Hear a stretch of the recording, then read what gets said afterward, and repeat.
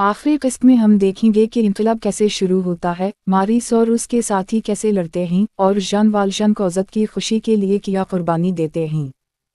किस्त पंजुम, बैरिकेड्स और कुर्बानियाँ। उन्वान, इनकलाब का आगाज़। पेरिस के गरीब इलाकों में बेचैनी छाई हुई थी। नौजवान तलबा और मजदूर हुकूमती पॉलिसियों से नाखुश थे। एनेजलरास की क़यादत में एक ग्रुप ने शहर के मरकज़ में बैरिकेड्स तामीर करना शुरू कर दिए। मारिस अब इनकलाबियों में शामिल हो चुका था। वो समझता था कि अगर वो मर भी गया तो कम अज़ कम कौजत के लिए एक बेहतर फ्रांस छोड़कर जाएगा।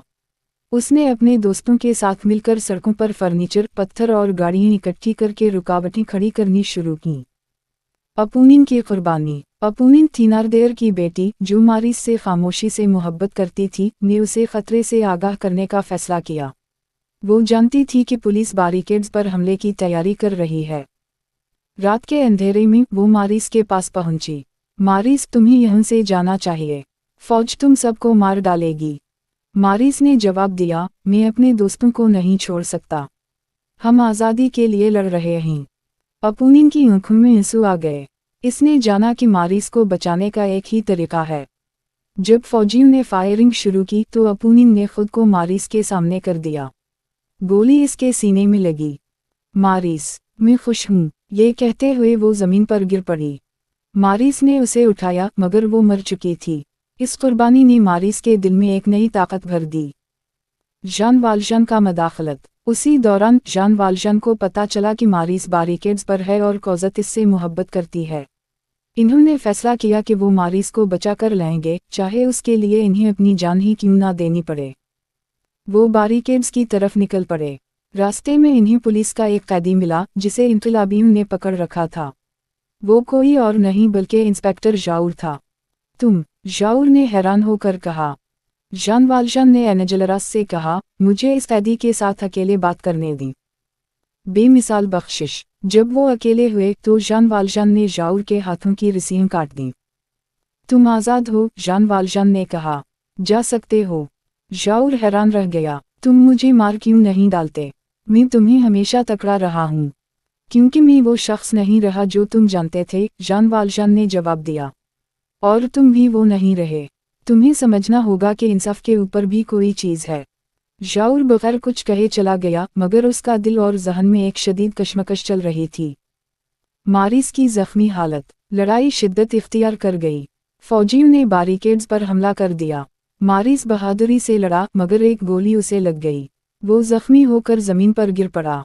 जान वालजान ने मौका देखा और मारिस को उठाकर करीब की एक नाली, सीवर में ले गए। वो जानते थे कि यहीं से वो उसे महफूज जगह ले जा सकते हैं।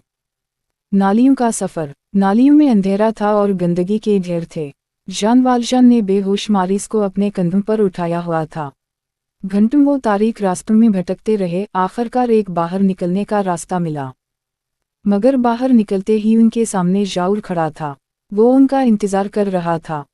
तुम्हारी हमाकत पर अफसोस है, जान वालजान, जाऊर ने कहा।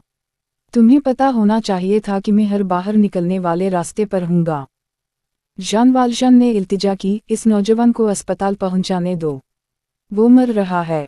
जाऊर ने पहली बार अपनी ज़िंदगी में एक मुख्तलिफ फ़ैसला किया। इसने रास्ता छोड़ दिया। जाओ। जाऊर की खुदकुशी। जान वालजान मारिस को लेकर अस्पताल पहुँचे।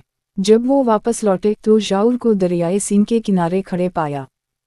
तुमने मुझे बदल दिया है, जान वालजान, जाऊर ने कहा। मेरे नज़दीक कानून सब कुछ था मगर तुमने मुझे दिखाया कि इससे बढ़कर भी कुछ है। अब मैं ना तुम्हें कैद कर सकता हूँ, ना ही अपने फ़र्ज से मुंह मोड़ सकता हूँ। ये कहकर जाऊर ने दरिया में छलांग लगा दी। शिफा याबी और शादी। मारिस के दादा मिस्टर गिलनूरमंद ने उसे अस्पताल में ढूंढ निकाला। मारिस की देखभाल हुई और वो सेहतयाब हो गया। जब उसे पता चला कि जान वालजान ने इसकी जान बचाई तो उसके दिल में उनके लिए एहतिराम पैदा हुआ।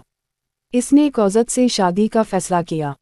शादी का दिन था। कौजत हसीन तरीन लग रही थी। जान वालजान ने इसे समझाया, तुम्हें मारिस को ये नहीं बताना कि मैं कौन हूँ।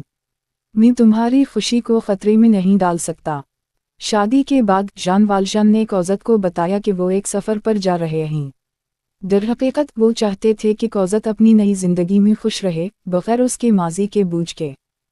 अकेलापन। जान वालजान एक छोटे से कमरे में रहने लगे।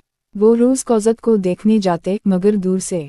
इन्होंने महसूस किया कि अब कौजत को उनकी ज़रूरत नहीं रही। एक दिन मारिस को पता चला कि जान वालजान ही इसकी जान बचाने वाला था। वो फौरी तौर पर कौजत को लेकर जान वालजान के पास पहुंचा। आपने मेरी जान बचाई, मारिस ने कहा। आप हमारे साथ रहीं। मगर जान वालजान बहुत बीमार थे। इन्होंने कौजत को आखिरी बार गले लगाया। तुम्हारी मुफांतीन तुम्हें बहुत प्यार करती थी, इन्होंने कहा। और मैंने इससे वादा किया था कि तुम्हें हमेशा महफूज रखूंगा। अब तुम महफूज हो। ये कहते हुए जान वालजान ने आखिरी सांस ली। कौजत और मारिस ने जान वालजान को इस जगह दफन किया जहां फांतीन की कब्र थी। कब्र के पत्थर पर लिखा था, वो सोता है। हालांकि वो मुसीबत ज़दा था, वो जीता। अब इसकी मौत है। फरिश्ते इसे रो रहे हैं। कौजत ने हमेशा अपने दोनों वालिदैन को याद रखा, फांतीन जिसने उसे जन्म दिया और जान वालजान जिसने उसे नई जिंदगी बख्शी। मारिस ने सियासत में दाखिल होकर इन लोगों के हकूक़ के लिए काम किया जिन्हें मुआशरे में उनका हक नहीं मिलता था। और इस तरह मोहब्बत, कुर्बानी और बख्शिश की ये कहानी ख़त्म हुई, मगर उसके सबक हमेशा ज़िंदा रहे।